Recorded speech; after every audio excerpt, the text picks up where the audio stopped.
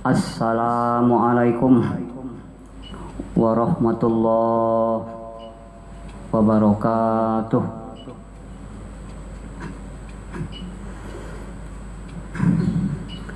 Alhamdulillahilladzi anzala sakinata fi qulubil mu'minin liyazdadu imanan ma'a imanihim. Walillahi junudus samawati wal ardh wa kana Allahu aliman hakima. Asyhadu an la ilaha illallah wahdahu la syarikalah wa asyhadu anna Muhammadan abduhu wa rasuluhu la nabiyya ba'dah. Allahumma salli wa sallim wa barik ala sayyidina wa habibina wa maulana Muhammad wa ala alihi wa ashabihi wa man tabi'ahum bi ihsanin ila yaumiddin. Wa qala ta'ala fil Qur'anil Karim, a'udzu billahi minasy syaithanir rajim. Bismillahirrahmanirrahim. Yauma yafirrul mar'u min akhihi wa ummihi wa abihi wa sahibatihi wa bani likulli imri'in minhum yauma idzin sya'nu yughni. Shadaqallahul azim. Pada hari kiamat itu seseorang lari dari saudaranya, lari dari ibunya dan bapaknya, lari dari istrinya dan anak-anaknya. Masing-masing sibuk mengurus nasib sendiri-sendiri. Maha benar Allah dengan segala firman-Nya. Yang terhormat bapak-bapak, ibu-ibu, saudara-saudari, jamaah sholat zuhur,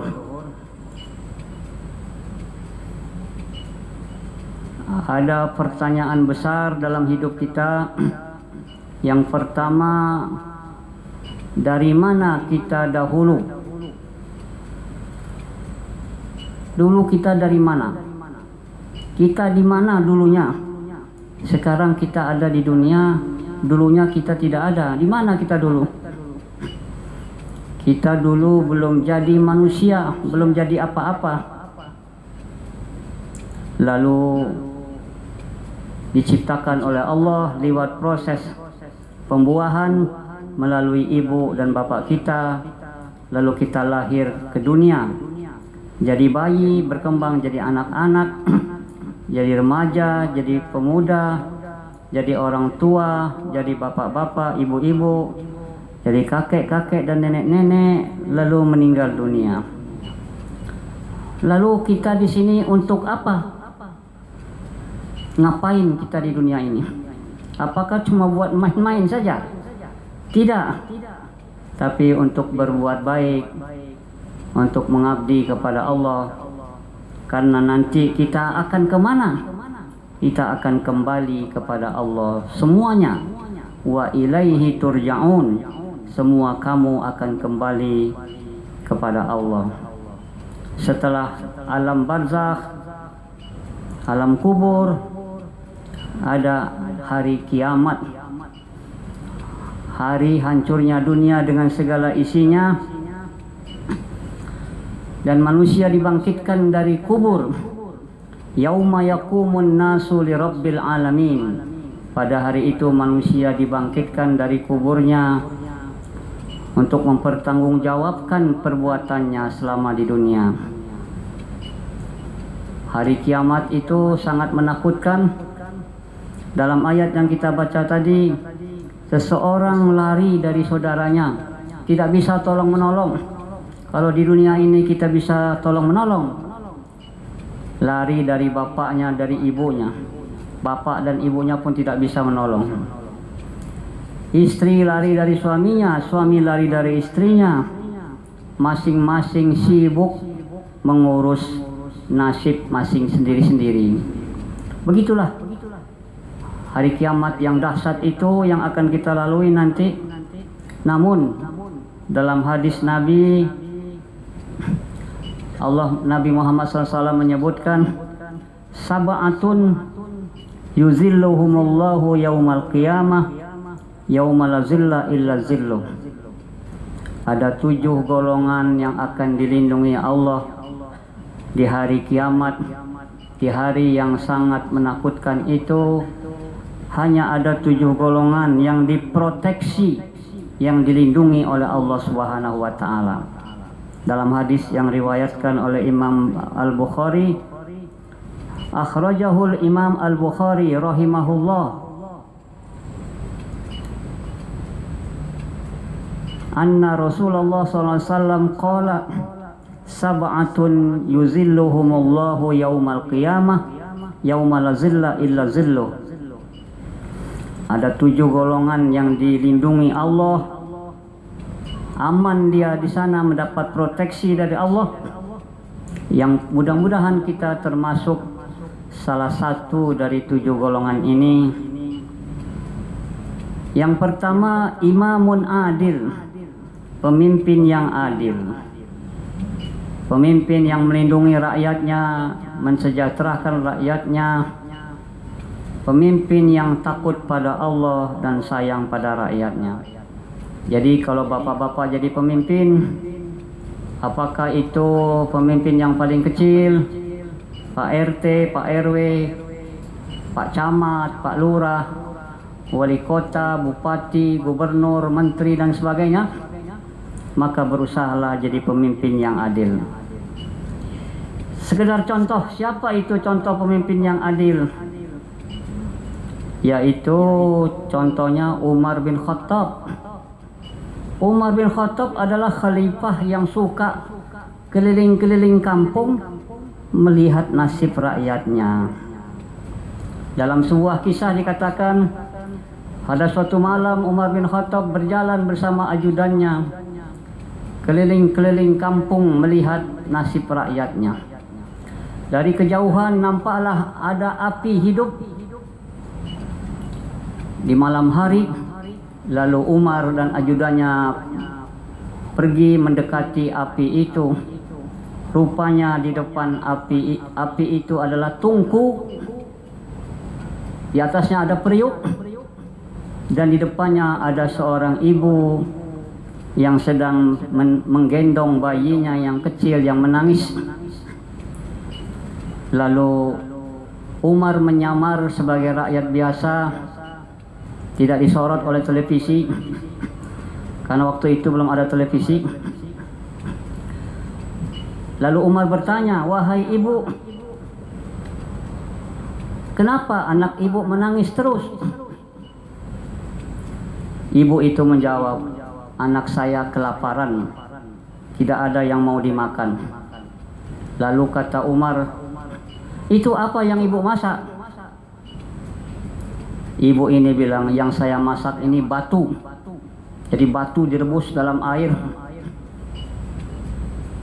untuk membujuk anaknya agar dia diam. Kalau kecapean dia akan tidur karena dia lapar. Lalu kata Umar, "Kenapa ibu tidak melapor kepada Khalifah Umar?" Apakah ibu ini tidak tahu bahwa yang bicara adalah Umar? Kata ibu ini, "Khalifah Umar dia di istana, tidak tahu nasib rakyatnya."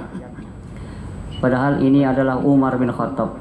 Umar terpukul hatinya dan merasa berdosa, ada rakyatnya yang tidak makan.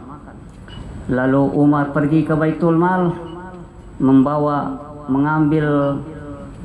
mengambil gandum sekarung. Ajudannya bilang, "Wahai tuan, biar saya yang bawa gandum ini." Kata Umar, "Jangan. Apakah Anda rela memikul dosa saya nanti di akhirat?" Ini contoh Umar bin Khattab yang merasa berdosa kalau ada rakyatnya yang tidak makan. Inilah contoh pemimpin yang adil, mensejahterakan rakyatnya dan merasa berdosa kalau ada rakyatnya yang tidak sejahtera. Jadi orang yang akan dilindungi oleh Allah di hari akhirat itu yang pertama adalah pemimpin yang adil. Kalau bahasa Minangnya, tibo di mato tidak dipicangkan, tibo di parui tidak dikampihkan. Dia tidak diskriminasi, semua rakyatnya dibantunya.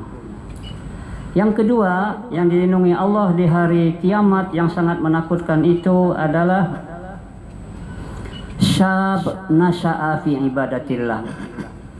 Pemuda-pemudi yang sejak muda sudah taat pada Allah. Kalau ingin menghancurkan sebuah bangsa, tidak perlu dihancurkan masjid, tapi yang dihancurkan adalah generasi mudanya dengan narkoba, dengan LGBT, dengan free sex.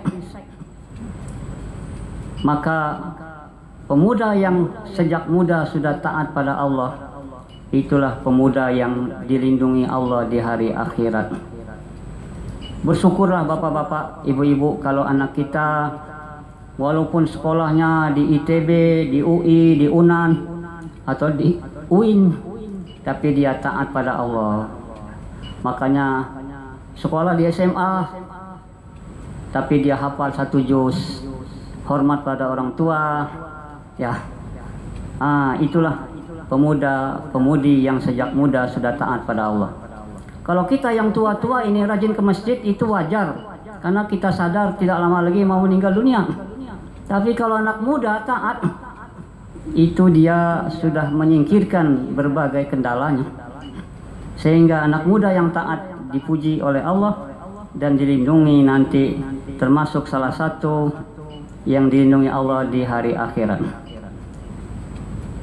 Jadi kalau pemuda yang terlibat narkoba, terlibat free sex, LGBT, menghirup lem, ya bagaimana dia akan bahagia?